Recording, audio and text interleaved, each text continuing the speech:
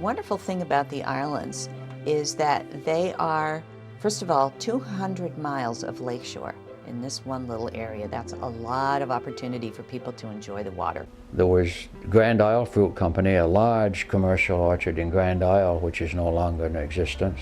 Rotting ties. Right-of-way fencing.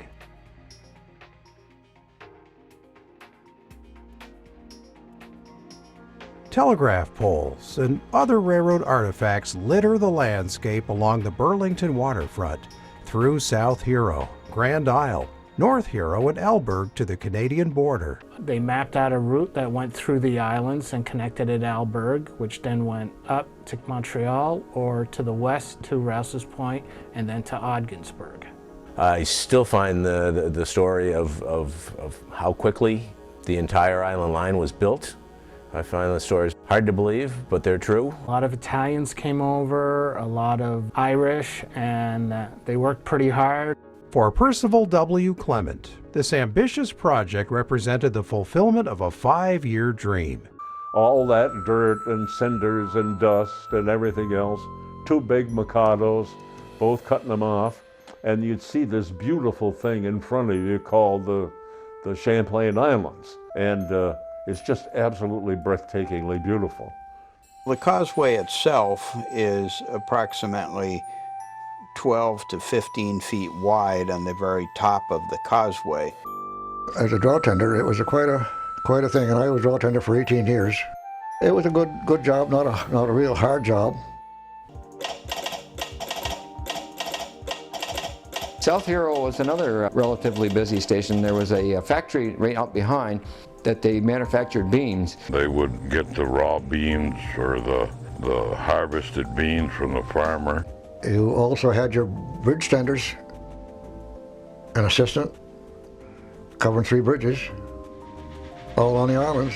This is an expensive piece of track for them to operate the Rutland.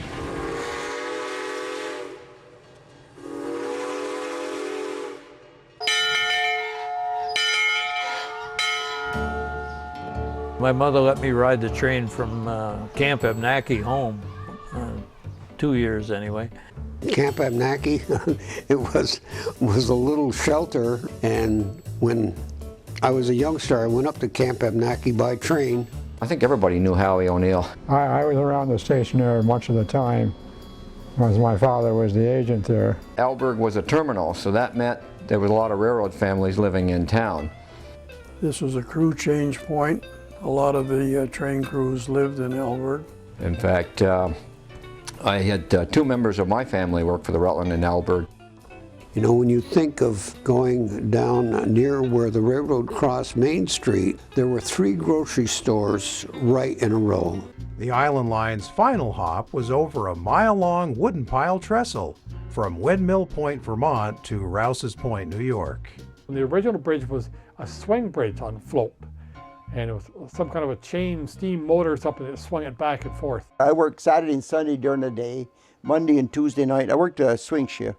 The lively New York side featured a steamboat landing, station house, and hotel.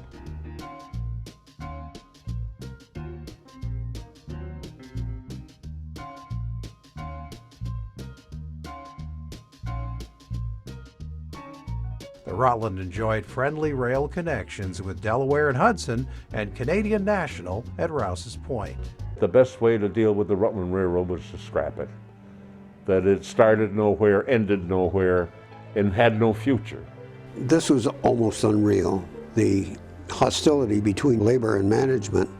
And things lay dormant for a couple of years. There's no question that Phil Hoff was a man ahead of his time in some of these affairs like the Rutland Railroad. My predecessor had worked on bringing in a carrier to take over the Rutland Railroad. When the railroad left, it became very isolated, and you felt like you'd lost a good friend. We were kind of forgotten about, you know, the islands. I wish they'd left it all just as track. I'm one of the 2 co-founders of Local Motion along with Chapin Spencer, and I've been working on redeveloping parts of the Island Line into bicycle and recreational trail since 1998. In that time, we've established a ferry over the Winooski River. We successfully lobbied for a bridge across the Winooski River, and we are in the process of setting up a full-time daily ferry across the cut in the Colchester South Hero Causeway. That's one of the best things we ever helped out with, I think. I've had more people that I don't know come and thank me for doing that. It was abandoned. It went up for a closed bid process. We won the bid. We got the building. We came in. We said, now what do we do with it? And we turned it into an artist community and filled all the little office spaces with artists at very low rents. And it became a really exciting, wonderful building. I have lots of people come up to me and they say, oh, I tell them I live in the train station. They're like, well, where are the tracks? And then I have to explain that, they moved it and that sort of thing. Early part of March of 1977 is when we actually moved it.